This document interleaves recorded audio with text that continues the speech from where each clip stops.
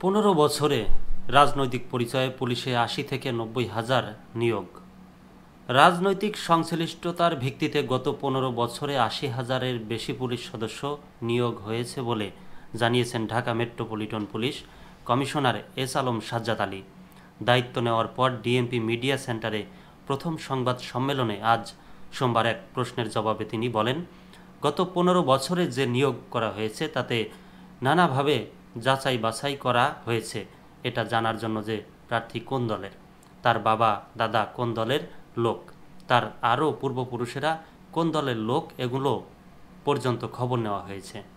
এভাবে 2 লাখ সদস্যের মধ্যে প্রায় ৮০ থেকে ৯০ হাজার জনকে নিয়োগ দেওয়া হয়েছে বলে জানান তিনি। আমরা এই ৮০ থেকে ৯০ হাজার পুলিশ সদস্যকে বাড়ি চলে যেতে বলতে পারি না, বলেন তিনি। কমিশনার বলেন, ছাত্র আন্দোলনের সময় পেশাগত দায়িত্বের বাইরে যারা কাজ করেছে তাদের অনেকেই পালিয়ে গেছে এবং পুলিশ তাদের অনেকের বিরুদ্ধে ব্যবস্থা নিচ্ছে। জুলাই আগস্টের গণ অভ্যুত্থানের পর সময় পুলিশ বাহিনীর সদস্যদের অপেশাদারী আচরণের জন্য দুঃখ প্রকাশ করেন পুলিশ কমিশনার।